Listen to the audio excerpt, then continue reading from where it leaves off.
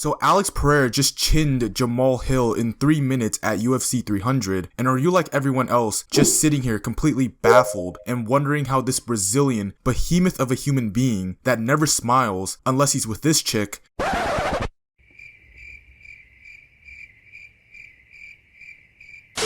is knocking out every fighter and making it look easy? Well, in this video, we're going to uncover the purpose behind Alex Pereira's tactics and strategies that no one seems to give enough attention to. This is something that not all elite fighters do. Matter of fact, most people can't notice this unless they're either a fighter or they've been watching combat sports for a long time. Pereira has done this to many different levels of opposition, which has been a key factor to his success.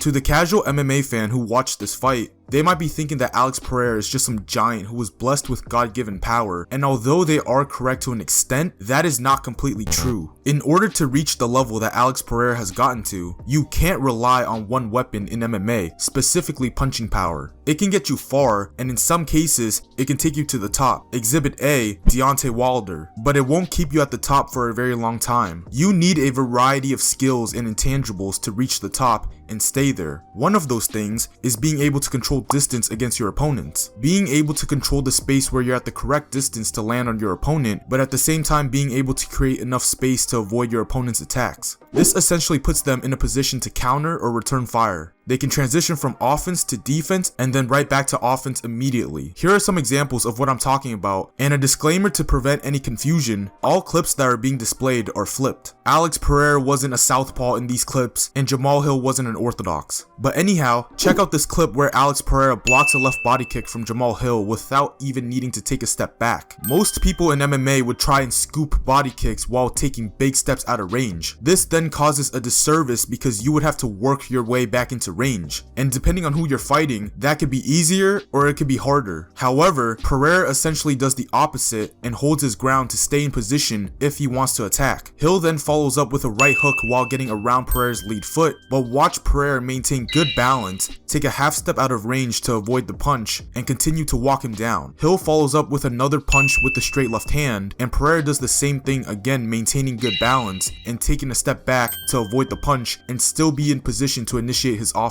In another clip here with the same sequence where Hill commits heavy with a backhand, causing him to pick up his back foot, and Pereira parries the punch, takes a step back, and is in position to land a body jab. The same applies here where Pereira attempts to block a teep without involving in much of the feet and evades just enough out of range to avoid a leg kick from Hill to proceed to walk him down again. These are really good examples of distance management because there's no wasted movement in these exchanges. He's taking little steps back and keeping everything as tight as possible. Most people have good footwork, but they don't have good distance management. Why work harder when you can work smarter to preserve distance to hit and not get hit? Maintaining good balance is very important when doing this because it ensures that you have complete control of your weight to move in and out of range. On top of that, this helps you preserve energy better in championship fights. Facing a southpaw fighter as an orthodox fighter is usually never easy. A right-handed fighter is likely used to fighting other right-handed fighters and not left-handed fighters, which is why it can become quite a challenge. But there are ways to make it easier. Every single fighter presents a rhythm or a pattern just like a musical piece. However, most fighters in the world tend to have a repetitive rhythm or pattern, and depending on your experience in fighting, you might or might not be able to locate it. One of the ways you can do that is through hand fighting, especially in an open stance fight where it entices a lead hand battle. Look at this exchange where Jamahal Hill is constantly probing with his jab and Pereira is constantly touching it to get a feel for the distance, cadence, and the rhythm of his lead hand. Pereira touches it once, twice, and when Hill brings his lead hand back before probing it for a third time, Pereira beats him to it by changing levels and sticks a jab down to the body. This is a good way to read your opponent and stop him from setting up any kind of potential attacks. He wants to set a trap, but you're using his trap against him. This is something that testifies to Pereira's striking IQ that can go under the radar because of the natural gifts that he possesses.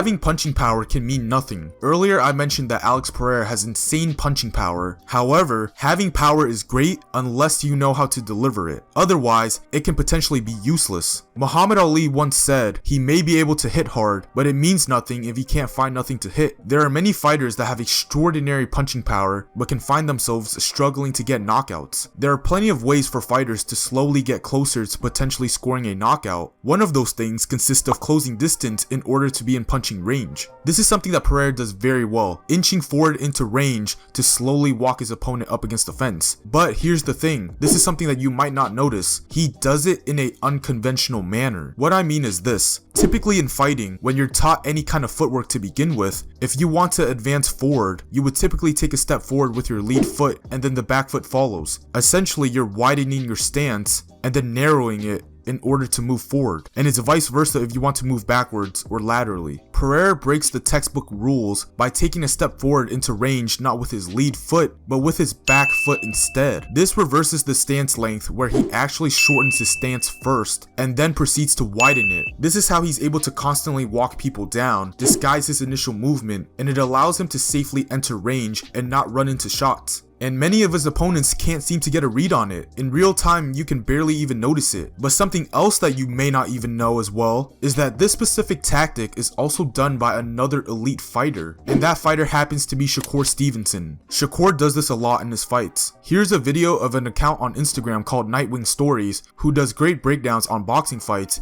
explaining it in perfect detail.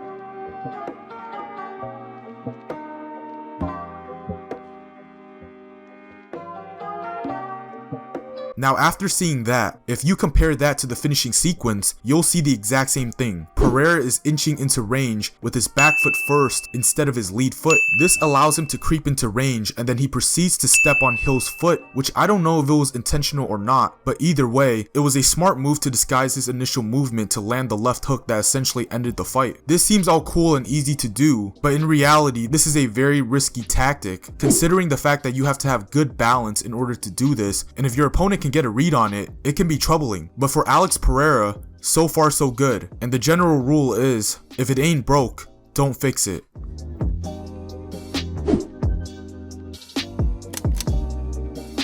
Have you guys ever met anybody who has never done things the correct way, but for some reason, it just works for them? They don't follow the conventional rules, they do things their own way, and they find success with it. It's weird because you've never tried or thought of what they're doing because it's considered incorrect, but you're just confused about how they're able to do it. That is essentially who Alex Pereira is. He's not a conventional striker by any means. He's someone that breaks a ton of rules, but yet he's a multi-champion. We all know Pereira is known for having a weird leg kick where he doesn't turn his hips over, but it hurts everyone that he has faced. And even in this fight, there were so many exchanges where he chooses to still not turn over that leg kick, and a majority of his lead leg kicks were landing with the foot, and usually that's not going to hurt any opponent, but for Alex Pereira, who knows what the kind of power that he can generate. We now know that Alex uses tricky footwork to close distance, but however, in the one punch that everyone knows Pereira for, the left hook, he doesn't even throw it in the textbook way. Most people are taught to throw the left hook with their elbow stacked behind their fist, creating a horizontal line when throwing the punch. But for Pereira, he opts to throw a shovel hook instead of a normal left hook. If you pay attention to the trajectory of the punch, it doesn't come up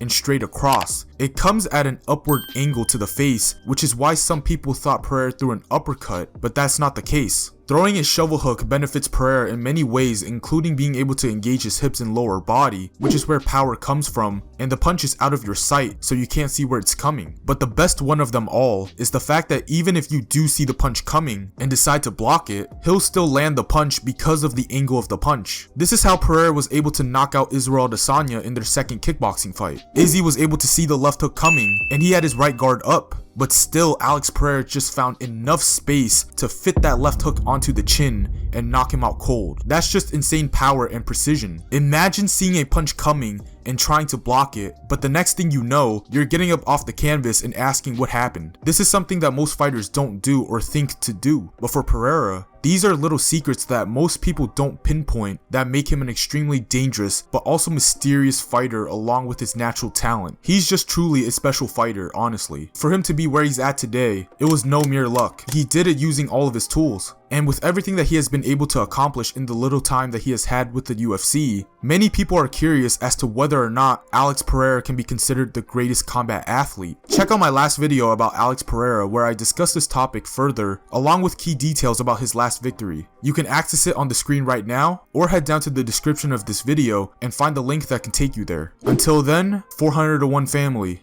we out.